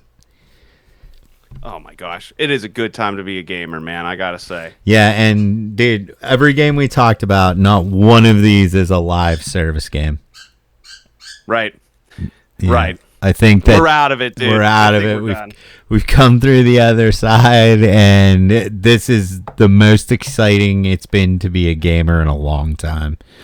Yep. They took a different path. It sucked for a bit, but we're recoursing, guys. Yeah, we're recoursing. We did it, and it was the small indie developers, man, that keep coming out with like these single player games, crushing it. Like Claire's keeping it afloat. Yeah, and then like, dude, and we didn't get to talk about it, but Stellar Blade came out on PC this week. It was the #1 game on PC. It had over 100,000 concurrent players. It was the #1, PlayStation game ported to Steam, beating God of War and fucking Final Fantasy. It's because it's a single player action game. This is what people want now. It is. People are sick of it. They're fed up. They've got used and abused, and they just want cozy, good games that have a beginning, end, and potential replayability with cool characters. Yeah. That's all we want. That's all we want. So excellent week in video games, and it was cool that we finally got to talk about it. I've been dying to talk about Resident Evil 9. So I know, dude. It's been a rough go. We've just time-wise, lots going on. Yeah, there was a lot going on. Couldn't be more excited to just see. Oh, it's a good time. I'm glad we're back to casting. Yeah, we're back to casting, and I think next week we're gonna have a show because I didn't realize this, but the Control game comes out this week. Yep, and I was going to talk to you about that. I have a bunch of people that want to play, so we're in, dude. Let's start on Tuesday. Yeah, I'm down, and it's free on Game Pass. Oh, shit, is it? Yeah, Game Pass day one. It's actually on PlayStation Plus day one, too. They seem to be giving it away, and this is like another one we were talking about. They have no intention of doing a battle pass. They just play it when you want. It looks...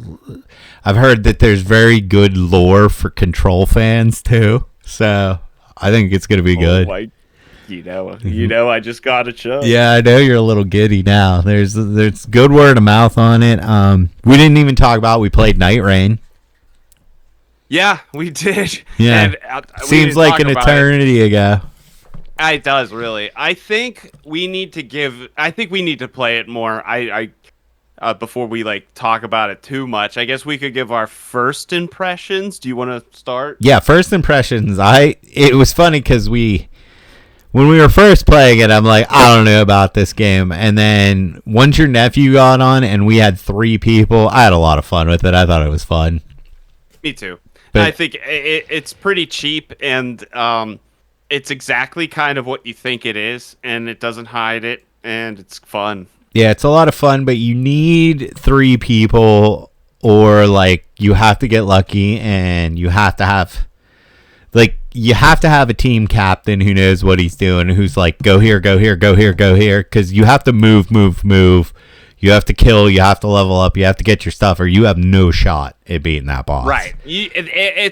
That's the issue. I think they need to tone down the quickness, give us time to explore a little bit, have a little bit of fun. Yeah. Or change the mode up a little bit. I think but I think it is a good time if you have that. I feel like everyone has a Go ahead. I heard duos did come out too. Oh, perfect. We should just play it then. Try it out. We should. But me and my nephew played again, and we had to play randoms, and a horror story is we got to like the end of we got to the end of day 2 and he quit. You're random. Yeah. Yeah, I've heard that happens. And it's like you're fucked. Here like we tried. We got like the end boss to like half health, but like if we would add a third person, we would have won. Like it absolutely would have won. Yeah, and the only other thing I would say that I genuinely is the RNG of it is kind of rough because I was playing the spellcaster. I can't remember what she's called. Recluse. Recluse, yeah, because I'm playing the Hot Witch, and I've always only ever played magic builds, so that was what I was gonna do. There was a huge difference on if I didn't get a wand with a good spell, I did not feel good going into the fight. Whenever I had the slow orb, I was like, dude, I'm going to be launching this slow orb from across the map doing all kinds of damage. The slow orb was so fun. Yeah. But then it's like in the next one we were playing, I could not get a wand with a spell where I'm like, I feel confident about this, Yeah, I could see that. And that does happen, too, with, I think, any class that I found. Like, you get those builds where you're like, oh man, if I could have this build all the time, I'm done. Like this game's done. Yeah, there was the last one we did before I went to bed. I just remember going like, I do not like anything that's happening here, and we did not beat that boss. Yeah, right, and that's the way of things. And I think the issue with that, it's the game loop is way too long for you to have a shitty build. Yeah, because it takes, and that's the thing. You're like, give us some more time to explore, but it's like it's already 40 minutes, man. Like if it's too late, you're right.